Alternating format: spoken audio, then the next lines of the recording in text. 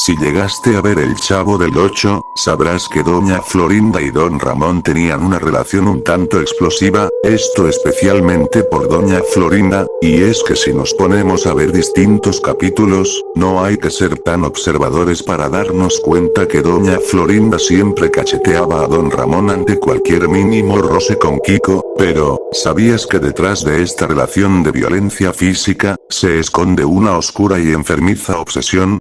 Permíteme explicarte. El aroma dulzón de los churros recién hechos se mezclaba con el aire polvoriento de la vecindad, una fragancia que usualmente traía consigo la promesa de una tarde tranquila. Sin embargo, en el corazón de aquel microcosmos de vidas entrelazadas, una sombra silenciosa se extendía, alimentada por una obsesión tan profunda como oscura.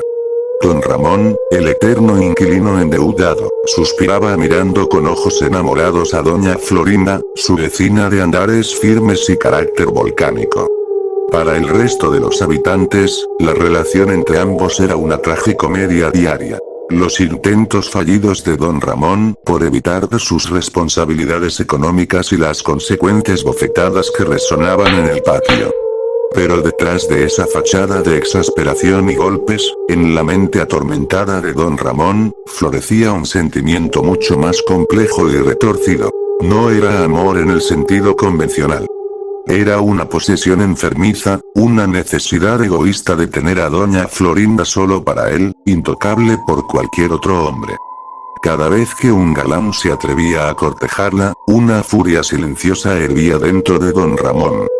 Él, que apenas podía sostener una conversación coherente con ella sin terminar abofeteado, se sentía con el derecho exclusivo de su atención, aunque ésta se manifestara en forma de reprimendas y golpes. El primer incidente pasó casi desapercibido, envuelto en la cotidianidad caótica de la vecindad. El cartero, un hombre joven y sonriente que ocasionalmente intercambiaba cumplidos inocentes con doña Florinda al entregarle alguna carta, desapareció sin dejar rastro. Se rumoreó que había conseguido un mejor trabajo en otra ciudad, una explicación conveniente que nadie cuestionó demasiado. Don Ramón, sin embargo, sintió una punzada de satisfacción oscura, un escalofrío helado que recorrió su espalda mientras barría negligentemente el patio, silbando una melodía desafinada. Luego vino el vendedor de globos, un hombre bonachón que siempre tenía una flor para doña Florinda. Su cuerpo fue encontrado una mañana en el tambo de la basura, inexplicablemente asfixiado con sus propios globos desinflados. La policía local catalogó el suceso como un accidente bizarro, una desafortunada concatenación de eventos.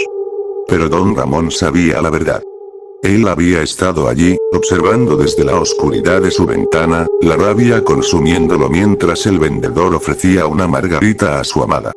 La imagen de los ojos vidriosos del hombre, la lucha inútil contra el látex, se grabó en su mente como un trofeo macabro. El miedo comenzó a insinuarse sutilmente en el ambiente de la vecindad. Las miradas se volvieron más cautelosas, las conversaciones más susurradas. Doña Florinda, ajena a la verdadera causa de estas tragedias, se mostraba preocupada, aunque su fuerte carácter la llevaba a descartar cualquier idea de una presencia siniestra. Ella atribuía las desgracias a la mala suerte, a la casualidad cruel que a veces azotaba a la gente buena. El siguiente en la lista fue el señor Barriga. Su afecto por doña Florinda era evidente, aunque siempre torpe y teñido de su preocupación por la renta. Una noche, después de dejarle unas flores en su puerta, fue encontrado al día siguiente en la fuente del patio, flotando boca abajo.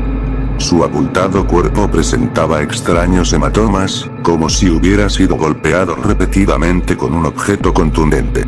La explicación oficial fue un ataque al corazón, quizás precipitado por un resbalón. Don Ramón, al escuchar la noticia, fingió sorpresa y consternación, incluso se unió a las condolencias con un gesto torpe de simpatía hacia doña Florinda. Por dentro, sin embargo, la victoria lo embriagaba, fortaleciendo su convicción de que él era el único protector verdadero de su amada, el guardián silencioso que apartaba cualquier amenaza de su camino. El profesor Girafales, con su habitual ramo de rosas y su paciencia infinita, fue la siguiente víctima. Su cotejo hacia doña Florinda era constante, una danza lenta y respetuosa de visitas y charlas amenas. Para don Ramón, cada sonrisa que ella le dedicaba era una puñalada en el corazón. La noche en que el profesor desapareció, una tormenta azotaba la ciudad, ocultando los débiles ruidos que provenían del callejón trasero de la vecindad. A la mañana siguiente, el macabro hallazgo heló la sangre de todos. El cuerpo del profesor estaba dentro de un bote de basura, mutilado de una forma tan brutal que la policía prefirió no revelar los detalles. La escena era dantesca, un festín de horror que contrastaba grotescamente con la inocencia habitual del lugar. Esta vez, el miedo se convirtió en pánico. Los niños jugaban en silencio, sus risas apagadas por una sombra invisible. Los adultos se reunían en pequeños grupos, susurrando teorías escalofriantes sobre un posible asesino suelto en la vecindad. Doña Florinda, aunque visiblemente afectada por la pérdida de sus amigos y pretendientes, se aferraba a su compostura, intentando proyectar una imagen de fortaleza. Don Ramón, mientras tanto, se movía entre ellos como un fantasma, ofreciendo palabras de consuelo huecas, observando con una satisfacción escalofriante el terror que había sembrado. Cada muerte era un testimonio silencioso de su obsesión, una declaración sangrienta de su posesión. En su mente distorsionada, él no era un asesino, sino un libertador, limpiando el camino de doña Florinda de cualquier hombre que osara interponerse entre ellos. Kiko, con su inocencia infantil y sus ocasionales desplantes hacia doña Florinda, también se convirtió en objeto de la retorcida vigilancia de don Ramón. Aunque el niño no representaba una amenaza romántica, era una extensión del afecto de su madre, un lazo que don Ramón resentía. Una tarde, Kiko desapareció mientras jugaba en el patio. La búsqueda fue frenética, pero inútil. Días después, su característico gorro apareció flotando en la cisterna, teñido de un color rojizo oscuro. El cuerpo nunca fue encontrado, dejando a doña Florinda sumida en una tristeza profunda y silenciosa. La vecindad se había transformado. La alegría y la espontaneidad habían sido reemplazadas por la sospecha y el temor. Las miradas se cruzaban con desconfianza, cada vecino preguntándose en secreto quién podría ser el responsable de tanta atrocidad. Don Ramón, con su semblante adusto y su eterna necesidad de evitar la renta, parecía el menos probable de ser el monstruo que acechaba en las sombras. Su torpeza y su aparente falta de malicia lo convertían en un personaje pintoresco, no en un depredador. Sin embargo, en la oscuridad de su humilde vivienda, don Ramón guardaba pequeños trofeos macabros. Un botón de la chaqueta del cartero, un trozo de globo desinflado, una espina de rosa marchita, un botón dorado del uniforme del señor Barriga y el pequeño pompón azul del gorro de Kiko. Cada objeto era un recordatorio silencioso de sus actos, una prueba tangible de su dominio. Doña Florinda, consumida por el dolor y la confusión, se recluyó en su departamento. La ausencia de sus pretendientes y la inexplicable desaparición de su hijo la habían sumido en una profunda melancolía. Don Ramón la observaba desde lejos, sintiendo una mezcla extraña de triunfo y frustración. Ella estaba sola, sí, pero su dolor la hacía inaccesible, envuelta en una nube de tristeza que él no podía penetrar. Una noche, impulsado por su obsesión y la necesidad de sentirla cerca, don Ramón se atrevió a tocar a su puerta. Doña Florinda abrió, sus ojos enrojecidos e hinchados por el llanto. Al verlo, su expresión pasó del cansancio a la sorpresa y luego a una tenue esperanza. Don Ramón, murmuró con la voz quebrada. Él no dijo nada, simplemente la miró con una intensidad escalofriante, sus ojos oscuros reflejando la locura que lo consumía. En ese instante, algo en la mirada de don Ramón, una sombra fugaz de posesión y violencia, hizo que un escalofrío recorriera la espalda de doña Florinda. Por primera vez, sintió un miedo real hacia su vecino, un temor que iba más allá de sus habituales arrebatos de ira por la renta.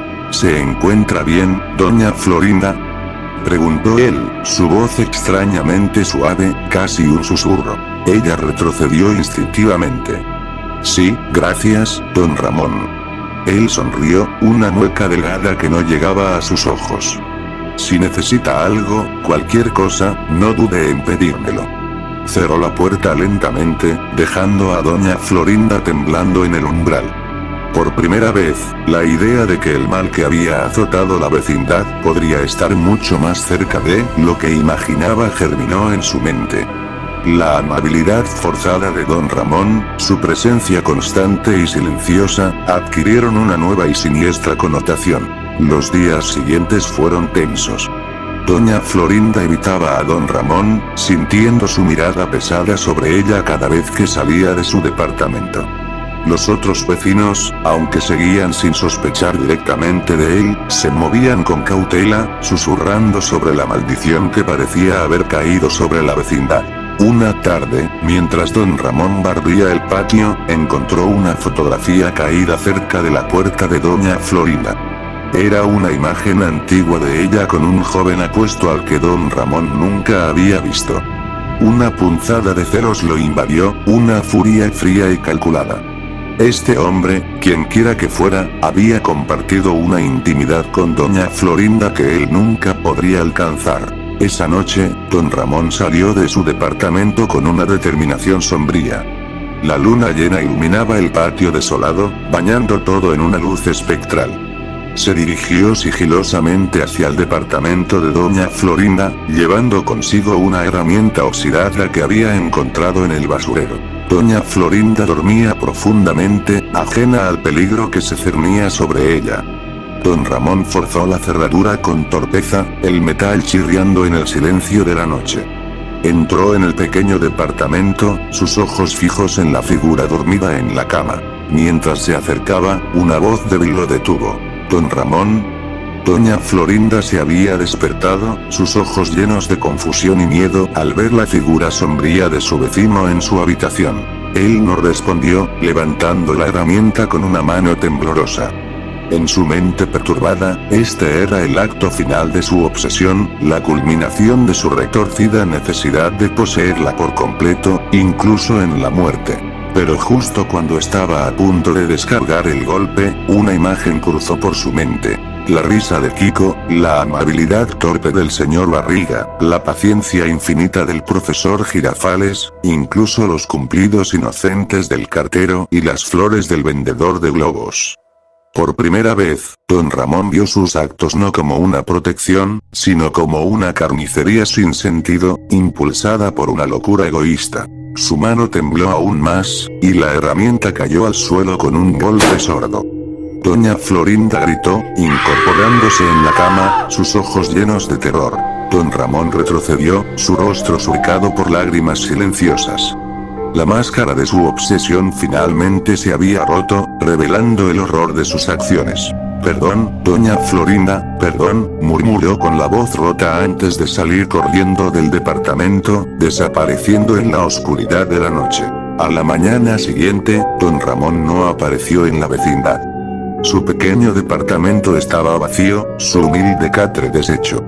Nunca más se supo de él. Doña Florinda, marcada para siempre por el terror de aquella noche, nunca pudo olvidar la mirada de locura y arrepentimiento en los ojos de don Ramón. La vecindad, aunque lentamente recuperó algo de su antigua rutina, nunca volvió a ser la misma.